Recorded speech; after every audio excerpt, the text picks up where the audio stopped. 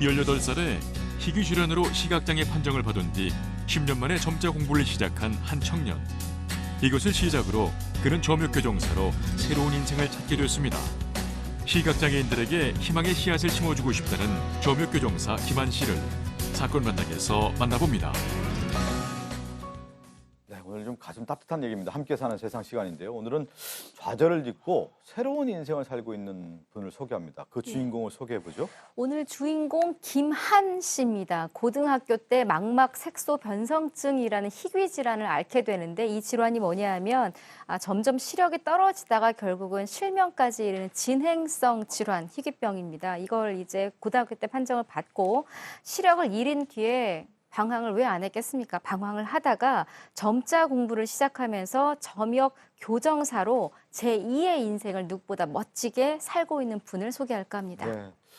자, 오늘 뭐 사진에 보여드리는 분인데 오늘의 주인공인데 어느 날 갑자기요 시력이 나빠지면서 장애 판정을 받게 됐다고 합니다. 당시 상황에 대해서 김한 씨의 얘기 직접 들어봤습니다. 어릴 때는 야맹증이 있었고 시력이 별로 안 좋은 학생이었고 고등학교 진학해서 공부를 하다가 이제 시험 전날이었는데 갑자기 눈이 안 보이더라고요. 그때도 이미 시야는 많이 좁아져 있는 상태였는데 글자까지 잘 안 보이는 상태가 되니까 좀 힘들었고 그래서 이제 병원을 찾아갔더니 이제 이 정도면은 장애 등급 3급 정도가 나온다라는 얘기를 들었고 그때 등록을 하게 됐죠. 그러면서 이제 계속 시력은 점점 안 좋아졌고 제가 이제 대학교를 중어중문학과로 진학하면서 대학교 3학년 때는 이제 유학을 가게 됐는데 HSK 6급 시험을 보러 갔을 때인데 아무리 들여다봐도 이제 안 보이다 보니까 이제 더 이상 공부를 할 수가 없나 하는 생각에 좌절도 많이 했고 그때부터 제가 이제 밖에도 좀 덜 나가게 되고 앞으로 진로도 걱정이 되고 어떻게 살아가야 되나 이런 것도 걱정이 됐고 그런 부분이 좀 충격이 컸죠. 지금은 뭐 말씀 들어보면 담담하게 얘기하지만 시력을 잃는 과정의 그 충격이라고 하는 것은 뭐 아마 그 당시에 생각을 하고 싶지 않았을 것 같은데 시력을 잃어가는 순간에 이제 김한 씨는 생명의 위협을 느끼는 순간도 있었다면서요. 네, 그러니까 이 학업에 대한 열의가 굉장히 뜨거웠던 것 같아요. 중어중문학으로 대학을 갔는데 책이 보이는 한 어떻게든 공부를 했고 또 중문학 전공이니까 중국으로 유학을 가자. 그러니까요. 중국으로 유학까지 갔는데 책만 보이면 어떻게든 공부할 수 있다. 그런데 일상생활을 해야 되잖아요. 길을 가는데 시야가 좁아져 있었지만 신호등을 보고 길을 건너가는 거예요. 그런데 신호등은 보여서 파란불이다로 가는데 맨홀에 빠진 겁니다. 그런데 온몸이 다 빠지진 않고 다행히 발만 빠져서 정말 위험을 넘기긴 했는데 둘러보니까 이미 거기는 이 안전, 주의, 거기 공사 중이었고 이 다 안전 펜스도 쳐져 있고 경고 문도 붙어 있었던 거예요. 근데 이제 보는 것만 보고 시야가 좁아져 있었던 거죠. 그래서 내가 이러다가 큰일 날 수도 있겠구나.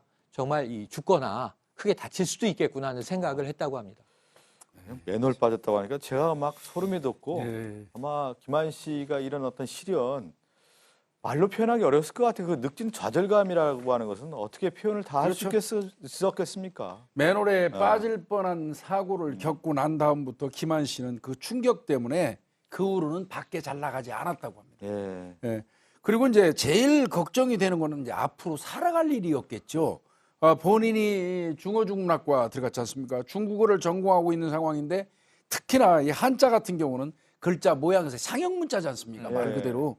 그게 굉장히 중요한데 볼 수 없다는 거는 뭐 이건 거의 뭐 자기 진로에서 막막한 그런 상황에 처하게 된 거죠. 그게 이제 현실로 나타났고 대학 졸업하고 취업을 하려고 해도 뭐 제대로 되지 않아서 어려웠다고 합니다. 자, 김한 씨는 이제 짧지 않은 시간 동안에요 좌절과 방황을 거듭했다고 하는데요. 어떻게 점자 공부를 하게 된 것인지 그 얘기 들어볼까요? 제가 그렇게 대학교를 졸업을 하고 일거리를 찾아다녔는데 마땅치가 않은 상황에서 일자리를 알선을 받았는데 처음 갔던 데가 이제 중학교 교무보조직이었어요. 요즘에는 행정실무사라고 부르는데 그거를 하다 보니까 눈을 더 써야 되는 직업이더라고요. 제가 어쨌든 점자를 모르는 상황에서 눈을 더 사용해야만 했고 저 전임자 선생님이 사회복지사 자격증 취득을 좀 추천을 해주셨어요. 이거 공부하는데도 귀로만 듣고 하는 거는 한계가 있고 해서 더 이상 이제 제 눈으로 할 수 있는 게 없다고 판단이 돼서 시각장애인 복지관에 기초재활 교육을 받아보자 해서 이제 시각장애인들이 처음 정말 시각장애인으로 수용을 하고 배우게 되는 점자나 뭐 흰지팡이 보행이나 컴퓨터 음성 낭독 프로그램이나 이런 걸 배우면서 처음 할 수 있는 것들을 이제 소개를 받은 거죠, 그때. 생활을 하다 보니까 점자로 공부할 수밖에 없었다는 말씀을 저희가 들었는데 점역 지금 교정사가 됐는데 점역 교정사라는 직업이 어떤 직업을 말하나요? 일단 점자책을 만드는 과정이 두 가지 공정입니다. 점역이 필요하고 교정이 필요한데 점역은 시각적으로 보는 할자를 점자로 만드는 그런 과정이라고 보면 될 것 같고요. 그렇다고 하더라도 그 책이 완성되는 게 아닙니다. 제대로 편집이 됐거나 검수가 되는 이 과정이 필요하거든요. 시각장애인이 그것을 교정하는 작업을 거칩니다. 검수 작업을 거치는데 그게 점역 교정사로 보면 될 것 같고요. 김한 씨가 1년에 한 30건 정도 이렇게 점자책을 교정하고 있는데 대단한 거는 뭐 대학 전공 서적도 있고요. 어렵잖아요. 중국어 문법책까지 여러 가지 전문 서적까지 이렇게 점역 교정사 역할을 하고 있다고 합니다. 그런데 시각장애인들이 이제 공부를 해야 되는데 그것을 다 점자화하는 건데 그것이 제대로 할 수 있게끔 도와주는 일이다 이렇게 봐야 되는데 또 김한 씨는 이제 새로운 도전도 이어가고 있죠. 예, 점역 교정을 하고 있는 것과 네. 별도로 또 이거를 강의를 주 3회씩 하고 있어요. 근데 무엇보다도 점역 교정을 배우는 이들 중에서도 본인처럼 뒤늦게 장애를 앓게 돼서 무기력증에 빠져 있는 친구들에게 이런 일이 있다라는 것을 가르쳐주고 싶다라는 이야기도 했고 또 희망과 소통 이야기를 했는데 사실상 힘들 때 나와 같은 일을 겪은 사람만큼 도움이 되는 조언자가 어디 있겠습니까? 그러다 보니까 자신같이 뒤늦게 장애를 앓은 이들에게 희망을 좀 주고 싶다, 함께 소통하고 대화하고 싶다 이런 의지도 함께 다졌습니다. 활동하는 어떤 모습들을 제가 사진으로 보여드리고 있는데 이 점역 교정사로 이제 새로운 인생을 시작한 것뿐만 아니라 그 분야에서 지금 얘기한 것처럼 능력까지 인정을 받게 됐습니다. 그렇습니다. 작년인데요. 전국 장애인 기능 경기 대회가 있습니다. 여기에서 점역 그리고 교정 부분에서 1등을 했습니다. 네.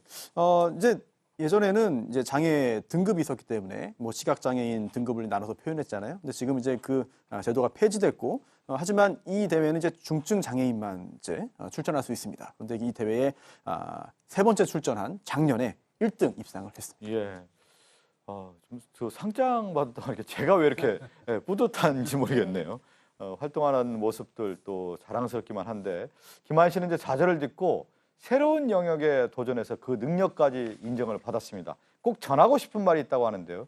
듣고 올까요? 제가 이제 강의를 하고 있는데 진행하고 있는 직업훈련 강의에서 좋은 교정사가 나와서 저희 기관에서 함께 일해보고 싶은 그런 꿈이 있고요. 시각뿐만이 아니고 여러 가지 장애 분야가 있는데 그 장애라는 게 닥쳐왔을 때 정말 충격도 크고 무기력감에 빠질 수도 있거든요. 하지만 꼭 어려움만 있는 것이 아니고 좌절도 하게 되고 무기력감에도 빠지지만 두드리면 문은 열리거든요. 이게 장애가 닥쳐왔을 때 무기력감에 빠지고 좌절해서 집에서 안 나와버리면 정말 방법이 없어요. 일단 나오셔서 문을 두드려 보시고 내가 하고 싶은 일을 찾다 보시면은 좋은 기회가 올 거라고 생각합니다.